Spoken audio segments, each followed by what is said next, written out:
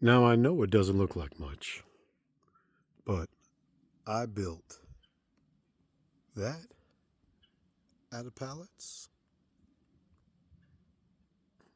a workshop.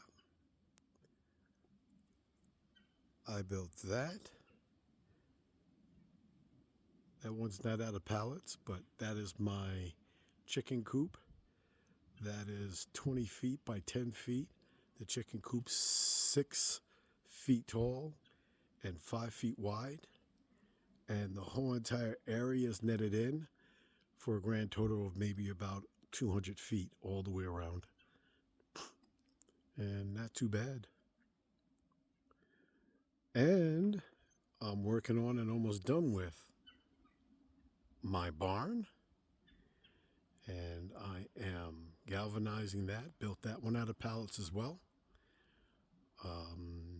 There are 2 goats in there at this time, enjoying themselves. And I'm almost done with it. I had to build this pallet fence, which is pretty interesting. Learning that as well. But that came out pretty nicely. I'm almost done with the workshop. As you can see, I still have to enclose it in a little bit, but almost done. Almost done. And this is my field for the goats. And back there will be a little farming area. A little farming area. And I'm going to be building another major house. Well, not a major house, but a small little house back there, totally off grid. That's not a telephone pole, by the way. That is a tree. Isn't that crazy? That is a tree. And the rest of the fence. And then I have my office RV. I have that. And that completely on solar. Runs everything. And that's a 50 amp RV actually. And I got my batteries in there and solar panels. I'm going to be adding more solar panels up on the top. Runs on gas heat, but everything runs off a battery pretty much. And yeah, that's my office. That's where I do all the editing and stuff like that for the videos. And that's pretty cool. And so this is, again, another practice setup here. I will be buying some more acreage. And now that acreage, I'm going to be building all the houses myself. And then I will be able to build a little community in the same vein as this, totally off grid. And as you can see also with the bridge that I built, which is very interesting, over this, which is, again, Freshwater Creek that runs all year long. And yes, that's the bridge I built to get over. And pretty cool. As you can see, everything taking place there. And then in the wilderness, back there's another little area where I'm going to have another little area. But when I get the other acreage, it's going to be a million times bigger than this one. And we're going to be able to build some very nice things. And, you know, this is a success. That's one of the reasons why I did Brooksville Housing Authority. But I just want everybody to know out there that independence and freedom doesn't come for asking this system, this governmental system, for help. They don't want to help you. You know, they'd rather throw you in jail like Chief Lisa Cypress. You know, they're down there in Virginia, how they did her as she was executing her right of return. So as you waking up, these are the things that we're going to have to be doing for ourselves. And that's why co-creation communities are going to be so important, because we're going to be feeding each other, right? We're going to be feeding ourselves. And that's what it's all about. That's what it's all about, a nice governmental system that we'll have, which isn't really a government, but it's a way of keeping outsiders that are occupying our land under control, right? So that's why you have a great grand council where we all can get together and meet. You have your small councils, and then you have the Council of Nine, which is the judiciary and foreign affairs component of everything. And that's why you have, you know, your particular ambassadors for your area and a lot of different things. But I'm showing you this because I'm letting you know, although it doesn't look pretty, right?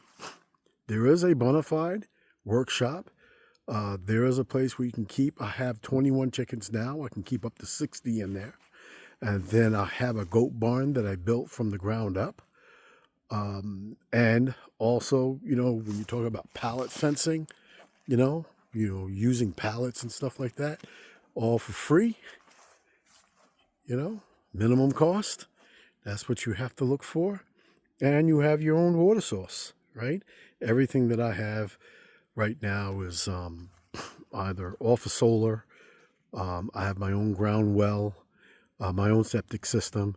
So these are the things that, we're going to have to learn about underground infrastructure, how to do plumbing and getting water to the areas that we need, electricity, and doing things with copper, etc., and farming. And once you have those things in order, you don't have to depend on going to Walmart, feeding things. And just like, when they just got finished passing this bill to open up the government, they outlawed pretty much THC, which means that, hemp products and growing hemp like that could be outlawed. Now, remember, hemp will be is our major number one product to jumpstart our national economy, our original being economy. So, they're going to try to do everything that they can to prevent us from being, out of the state of prisoners of war and an occupation and free unto ourselves. So once we do our hemp farming system going, which is coming next, we'll be able to do a lot of things in terms of making our own clothes, spinning and yarning and making fabrics and stuff like that. So we won't have to wear their synthetic clothing that actually takes the energy out of your system. So, get with like-minded people, get with people who have a good vibration, concentrate on the vibration, not anything else, right? Because if they don't have the kind of vibration that is necessary in order for us to be able to succeed or you to succeed, they're just going to drain whatever you have and make things, virtually impossible. So this is what it's all about, we have to return back to our lands, and wherever your feet touch the ground, that is original land. That is Tamaria, right? Tamaria. Amarukans, right? This is our land. We're many different variations, so it's not just one type of thing, but we are a civilization of people. I don't use the word tribe because I don't believe in tribal mentality or anything else like that. I'm not downing anybody with that, but I believe that we are civilization people and that we need to be able to rise to the occasion and begin to start doing things on our own, on whatever property that we have, wherever your feet touch the ground, this is your homeland, right? Not Africa, not African or anything like that. This is your homeland. This is who you are. And this is, humble beginnings, but that's how you begin to restore the empire upon which the civilization that we are from, giving us a right of return. So, that being said, in whatever language you speak, mahalo, mahaloe, hashi, and Osio, and much love to everyone, all right? You take care. And remember, it may not look like much now, but when you begin to start learning the techniques of building again, you're going to love building with bricks. You're going to love building with stone. You're going to love building with all kinds of things, because I don't believe we built with wood that much.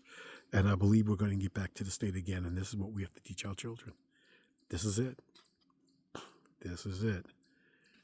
Great Grand Rising to all the co-creations that are out there, communities, and all the co-creation mindsets.